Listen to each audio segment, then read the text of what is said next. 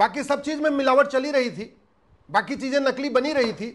अब जीवन रक्षक दवाइयां भी नकली बनने लग गई हैं।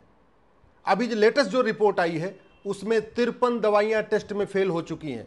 वो 53 दवाइयां अपना काम करती ही नहीं है, और जो उनको खाने के बाद बीमारी ठीक होने की बजाय एक दूसरी बीमारी शुरू हो जाती है। उसमें बुखार की भी दवाई है आपकी, उसमें डायबिटीज की भी दवाई है, आपके कोलेस्ट्रॉल की भी दवाई है, अनेक तरीके की ऐसी जो बीमारी ठीक करने वाली दवाइयां हैं वो सारी की सारी नकली है। मैं बार बार कहता हूं, भारत की सारी समस्या 80% समस्याओं का मूल कारण है घटिया कानून। ये नकली दवाइयां इसलिए बनती हैं क्योंकि न दवाई बनाने वालों को कानून का खौफ है, न दवाई बेचने वालों का कानून का खौफ है।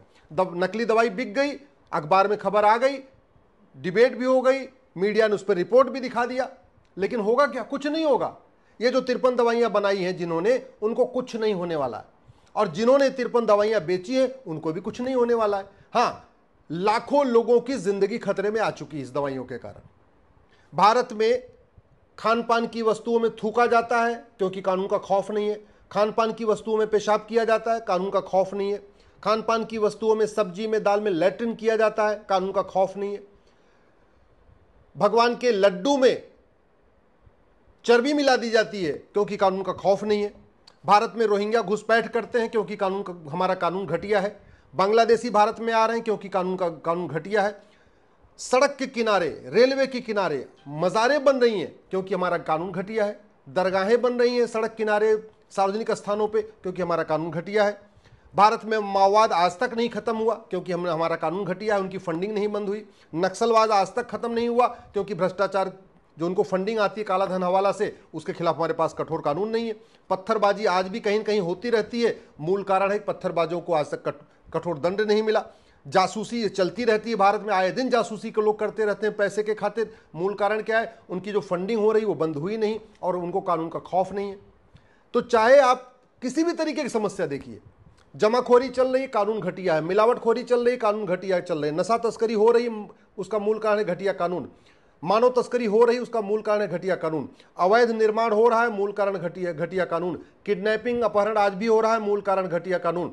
अवैध जो असलहे होते हैं उनकी फैक्ट्रियां आज भी बन रही हैं, मूल कारण घटिया कानून। बालू खनन हो रहा है, खनन माफिया अपना काम कर रहे हैं, मूल कारण है घटिया कानून। इसी तरीके से देश विरोधी पत्रकारों को फंडिंग आ रही है, देश विरोधी अदाकारों को फंडिंग आ रही है, देश विरोधी पार्टियों को अब विदेशों से फंडिंग आ रही है, देश विरोधी पार्टियों को, संगठनों को फंडिंग आ रही है, देश विरोधी एनजीओज को फंडिंग आ रही है, मूल कारण है घटिया कानून। तो चाहे आदमी की सेहत खराब हो रही है, समाज की सेहत खराब हो रही है, देश की सेहत खराब हो रही है, और उसका मूल कारण है घटिया कानून। अश्लीलता फैलाई जा रही है वेब सीरीज के माध्यम से, फिल्मों के माध्यम से, गानों के माध्यम से। क्यों? क्योंकि मूल कारण है घटिया कानून। आप भी, आपकी भारत में झुग्गी बनाने के लिए अवैध फंडिंग हो रही है, एयरपोर्ट के किनारे कब्जा हो रहा है, हाईवे के किनारे कब्जा हो रहा है, बंदरगाहों के किनारे अवैध झुग्गियां बन रही है, जंगलों पे कब्जा हो रहा है, पहाड़ों पे कब्जा हो रहा है, मूल कारण है घटिया कानून। लफ्ज जिहाद हो रहा है, लैंड जिहाद हो रहा है, मजार जिहाद हो रहा है, ओट जिहाद हो रहा है, मूल कारण है क्या है इसका? घटिया कानून। मदरसे बहुत तेजी के साथ फैलते जा रहे हैं, मिशनरी स्कूल फैलते चले जा रहे हैं, इसी साथ साथ मिशनरी भी धर्मांतरण करा रहे हैं और जिहादी भी धर्मांतरण करा रहे हैं। मूल कारण क्या है? घटिया कानून। और कानून बदलने की लागत क्या आती है? जीरो, एक पैसा नहीं आता। लेकिन सुबह से लेकर शाम तक ये नेता, अभिनेता, लेखक, बुद्धिजीवी, पत्रकार, कलमकार जो ज्ञान बांटते रहते हैं, सोशल मीडिया में भी, फेसबुक पे भी, ट्विटर पे भी, जो दुनिया भर का ज्ञान बांटते रहते हैं, आज तक ये कानून बदलने की बात नहीं करते। आप कल्पना करिए, गांव देहात का आदमी, वो किसान, वो मजदूर जो इन घटिया 53 दवाइयों के खाने से बीमार हुआ है, उसकी शरीर कौन ठीक कराएगा? उसकी बीमारी कोई कौन ठीक कराएगा? जो मजदूर पर डे ड्यूटी कर रहा था, उसका परिवार चल रहा था, वो घटिया दवा खा के बीमार हो गया, उसका परिवार के पालन पोषण कौन करेगा? जो किसान अपनी खेती कर रहा था, वो घटिया दवा खाने से और बीमार हो गया, उसकी खेती कौन करेगा? मैं बार बार कह रहा हूँ, भारत में कोई भी समस्या ऐसी नहीं है जो लाइलाज है। भारत में ऐसी कोई भी समस्या नहीं है जो पूरी दुनिया में है। ये कलयुग केवल भारत में ही है, पूरी दुनिया में कलयुग नहीं है। न्यूजीलैंड में कलयुग नहीं है, सिंगापुर में कलयुग नहीं है, जापान में कलयुग नहीं है, इवन रूस में कलयुग नहीं है, अमेरिका में कलयुग नहीं है, चीन में कलयुग नहीं है। कलयुग का मतलब यही ना कि भ्रष्टाचार अपराध। तो जितना भ्रष्टाचार अपराध भारत में है, इतना तो बाकी देशों में नहीं है। और हम कहते हैं भारत में कलयुग आ गया है। कलयुग नहीं आया है, भारत का कानून घटिया है, भारत की पुलिस व्यवस्था घटिया है, भारत की न्यायिक व्यवस्था घटिया है, भारत की प्रशासनिक व्यवस्था घटिया है, भारत की व्यापार व्यवस्था घटिया है, भारत की कर व्यवस्था घटिया है। हमने अभी इनको बदला ही नहीं, इलेक्शन रिफॉर्म करते नहीं है, इसलिए गुंडे, मवाली, अंगूठा टेक, अनपढ़, गंवार, अनाड़ी, माफिया वो पार्षद बन रहे हैं, प्रधान बन रहे हैं, सांसद बन रहे हैं, विधायक बन रहे हैं। हमने सबके लिए ऑल इंडिया लेवल पे टेस्ट कर दिया। क्लर्क बनने के लिए एसएससी का टेस्ट होता है ऑल इंडिया लेवल पे, सैनिक बनने के लिए, सेना में जाने के लिए ऑल इंडिया लेवल पे एनडीए का टेस्ट होता है, इंजीनियर बनने के लिए भी ऑल इंडिया लेवल पे जेई होगा, डॉक्टर बनने के लिए भी ऑल इंडिया लेवल पे नीट होगा, कलेक्टर बनने के लिए ऑल इंडिया लेवल पे आईएएस का एग्जाम होगा। और जो इन सब के ऊपर होगा, जो मंत्री बनेगा, जो मुख्यमंत्री बनेगा, जो गृह मंत्री बनेगा, जो वित्त मंत्री बनेगा, उसके लिए कोई एग्जाम ही नहीं, उसके लिए कोई मिनिमम क्वालिफिकेशन नहीं, उसके लिए कोई मैक्सिमम एज लिमिट नहीं। और क्यों? क्योंकि आप लोग संगठित होकर आवाज नहीं उठा रहे हैं। जिस दिन भारत के केवल और केवल पढ़े लिखे लोग संगठित हो जाए ना, भारत के, मैं कहता हूं पढ़े लिखे छोड़ो, केवल टैक्स पेयर संगठित हो जाए, जिनके पैसे से ये सब चल रहा है, जिसके पैसे से सांसद, विधायक, मंत्रियों को वेतन भत्ता, गाड़ी, बंगला मिलता है, वो टैक्स पेयर संगठित होकर एक बार आवाज उठाना शुरू कर दें, भारत में बहुत कुछ बदलाव आ जाएगा। इसलिए मैं आपसे निवेदन कर रहा हूं, फेसबुक पे 5000 फ्रेंड बनाइए, महीने में एक बार सांसद, विधायक से मिलिए और उनको पूछिए कि जो भारत की समस्या है ये पूरी दुनिया में क्यों नहीं है। भारत में इतनी मिलावटी दवाई मिल रही हैं, सिंगापुर में क्यों नहीं होती है।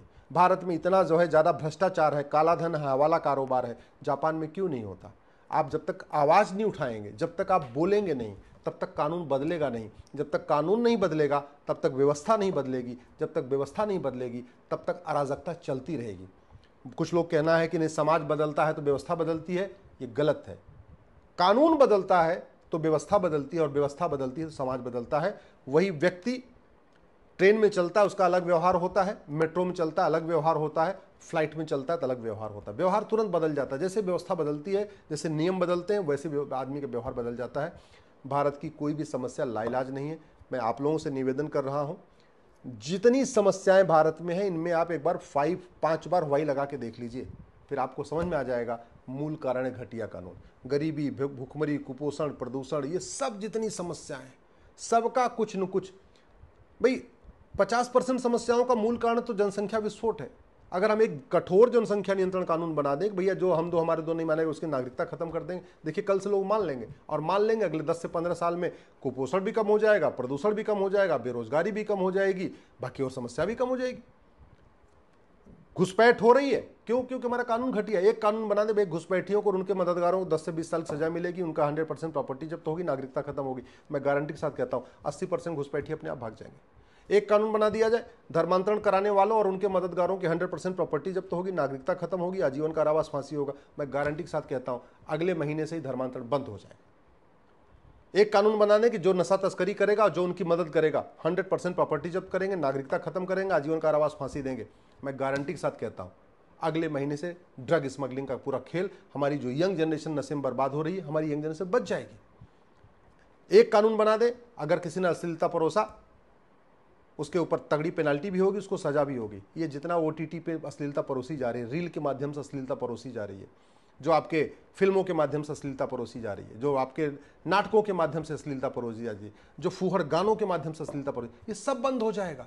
कानून बनाना पड़ेगा। अगर हम सब कुछ खुला छोड़ के रखेंगे, नहीं सबको अपनी आज़ादी है, सबको बोलने की आज़ादी, सबको सोचने की आज़ादी, सबको, हाँ आज़ादी होनी चाहिए, लेकिन झूठ बोलने की आज़ादी नहीं होना चाहिए, फूहड़ता फैलाने की आज़ादी नहीं होना चाहिए, अश्लीलता फैलाने की आज़ादी नहीं होना चाहिए, व्यापार करने की आज़ादी होनी चाहिए, व्याभिचार करने की आज़ादी नहीं होनी चाहिए, हुक्का बार खोलने की, डांस बार खोलने की, ड्रग स्मगलिंग करने की आज़ादी नहीं होनी चाहिए। कानून बदलेगा तभी देश बदलेगा, नहीं तो सरकारें आएंगी जाएंगी, सांसद विधायक बदलते रहेंगे, कलेक्टर कप्तान बदलते रहेंगे, और कुछ बदलाव नहीं आएगा। बदलाव तब आएगा जब हमारा कानून दुनिया का सर्वोत्तम कानून होगा, जब हम पुलिस रिफॉर्म करेंगे, जुडिशियल रिफॉर्म करेंगे, एजुकेशन रिफॉर्म करेंगे, इलेक्शन रिफॉर्म करेंगे, टैक्स रिफॉर्म करेंगे, लेबर रिफॉर्म करेंगे, एग्रीकल्चर रिफॉर्म करेंगे। जब रिफॉर्म करेंगे तब बदलाव आएगा।